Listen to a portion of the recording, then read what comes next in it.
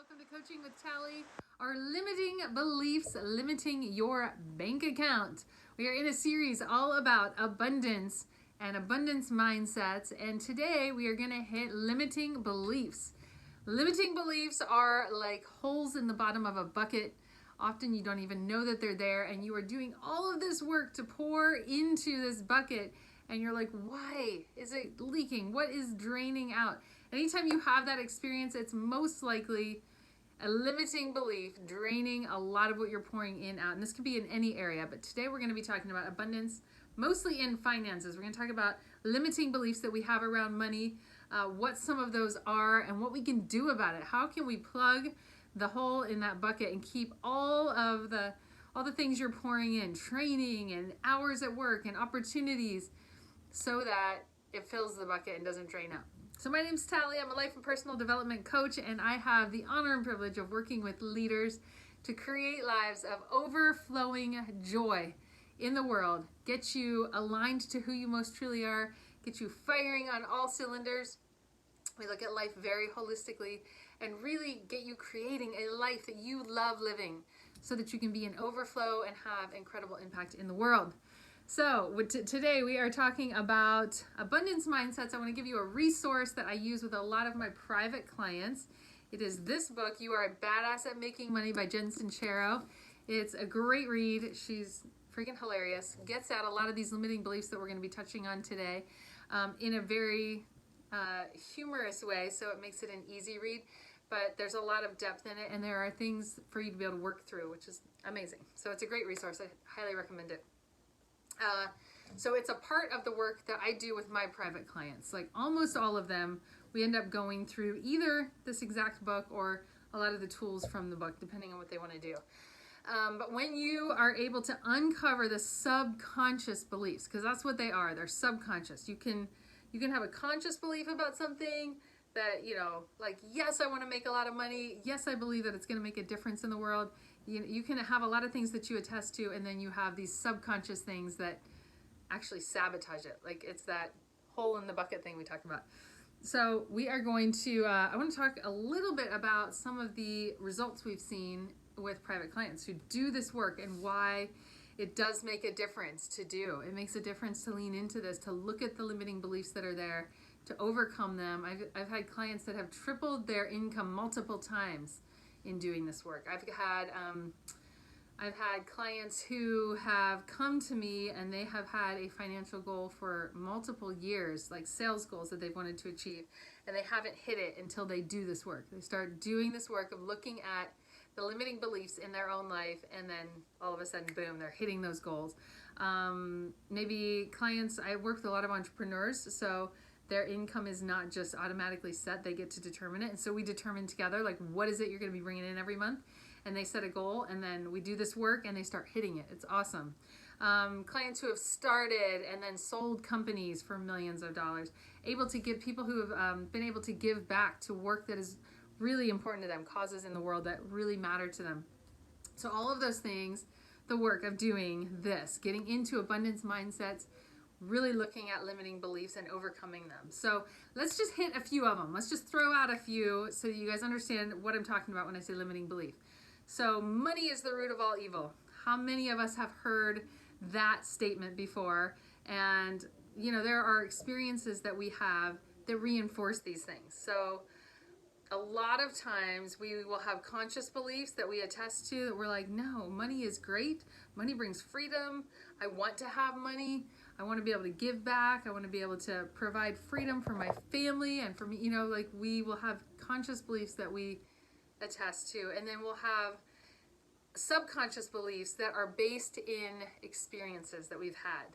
And so if we've heard growing up, money is the root of all evil, and we had that modeled to us, either in some religious environment or our family experience, our experiential beliefs, the things that we believe based on what we've been through, are always more powerful than like conscious beliefs that we attest to, that we can align with and say, yeah, I think that's true. What we know experientially always wins. It's like the trump card. And so getting at what are the experiences I've been through in life that get at where these limiting beliefs came from is really key. So money is the root of all evil. When we can look at the subconscious beliefs that we have developed. So most of us have heard this one. Money is the root of all evil. But really it's an adamant object. You know, money is just neutral. It's energy. And so being able to take beliefs that we have picked up experientially in life and really look at them and really look at, where did this come from? Why do I believe this? And challenge our thinking and then reframe it into something that's more powerful, like money is just simply a resource. Money is a resource that allows me to do good in my life for me and for others. It's a resource. How about this one? Here's another limiting belief. Money doesn't buy happiness. So religion plays a large role for a lot of us in emphasizing that true fulfillment and happiness come from things like being a good person or giving or spending time with those you love. And yes, of course, while all of those things are true, we don't need to pit it against having money. It's really interesting the way that we do this. So yes, money doesn't buy happiness, of course not, but money does allow us to give the kinds of things that we really want to give to people who need it, to people we love, even to ourselves. So money doesn't buy happiness, but it is the currency that we use in this culture to be able to exchange things. So if you're able to see that money is neutral, it's not a good or a bad thing. We don't have to make it right or wrong. We can look at it as a neutral thing that we can use in any direction for good or evil. So money gives me, here's a reframe.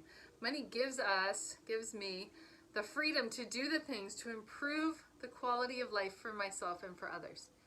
So being able to identify the limiting beliefs, look at them, challenge them, and reframe them into something that is powerful for us and that will move us into a positive direction, not into a negative one. Lastly, let's do one more. So it's not right for me to be rich when others are poor.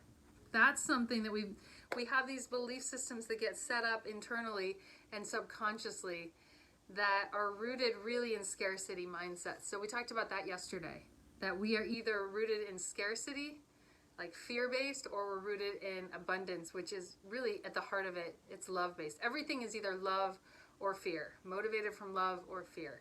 And so scarcity has this belief like there's only so much to go around. It's almost like there's a pie, and if I have a sliver that's too big, then that means it's taking away from somebody else's piece of the pie. And I just want to say, like, the pie actually doesn't exist. There is actually more than enough for everybody who needs whatever it is that they need. And it's only our own belief systems that keep us limited. It's only our belief systems that keep us limited. It's how you see people go from extreme poverty into massive wealth, but it's always because of the mindsets that they have overcome to get there. So a reframe for, it's not right for me to be rich when others are poor, a reframe for that could be, I can do more for others when I'm rich than I can do more when I'm rich than I can when I'm broke. So if I don't have anything to give, all I have is this feeling guilty for what I do have, which doesn't help me, doesn't help my family, doesn't help the people that I love, doesn't help the people that I want to give to in the world. But if I believe that I can do more for others when I'm rich, then you can have a lot more to overflow. I know a lot of wealthy people who are incredibly generous, who are incredibly giving, who give a ton away. And I'd rather have money in the pockets of people who are like that than people who are greedy. And you can also have poor people who are incredibly greedy, who are incredibly selfish and tight and not generous. And so money isn't what determines that. It's a heart issue. And so I really want to encourage us to look at and begin just making a list of the limiting beliefs that we have. And I would encourage you, if you have a journal or a notebook, to write a sheet that just says limiting beliefs on the top of it and start noticing. Your brain will start keying into this if you want it to. If you tell your brain to start paying attention to this, it'll start keying in, and just begin writing down limiting beliefs. Something else that may support you is I'm going to send out in the email every day, every weekday, I send out an email that is basically the notes from this video along with resources. So resource like, here's the name of this book and the author. Sometimes we'll put a link even in there for you to get it on Amazon or where you can get it. Today I'm going to be giving you guys a list of a whole bunch of limiting beliefs. And it's really supportive for you to be able to just look through there and circle the ones that you resonate with. You're like, yeah, there's something there. There's something on that one for me. Because when you know what they are, then you can get to work doing something about them. So we don't want to stay stuck in our limiting beliefs. We want to get out of those. We want to break through those. We want to be able to be generous. We want to be able to live from this place of abundance and have love that flows out of that. So I hope this is supportive for you. If you're not on my email list and you want to be getting those, please reach out to me, message me directly, and we will get you on that list so you can get that, all of those kinds of resources that we send out. And really, I bless you to be looking for these places where you have limiting beliefs, to recognize them, to write them down, and to just start questioning them. Like, is this actually true? Sometimes taking the limiting belief that is a statement and reframing that into a question, and then really looking at it. Like, is that actually true? And could the opposite of this also be true? And how, like, what are the things that I'm not seeing? What are the places that are keeping me stuck because I believe this? Where is this belief rooted? Like, where did this come from that I want to live out of this place when it actually doesn't lead to a result that I like? You know, where did it come from? Noticing even how that got started, what was modeled for you, where you saw that, how you came to believe it, and reframing it. Well, all of those things will be really, really supportive for you, and being able to break things that don't work and step into things that will create the life that you want to live, create you living in a place of abundance, create you living in a place of generosity and being able to give to yourself, to the people that you love, and to the world in powerful, meaningful ways. So if you haven't heard it yet today, you are incredibly loved. You are a gift to this world. Keep shining your light and your love, and we'll be back again tomorrow.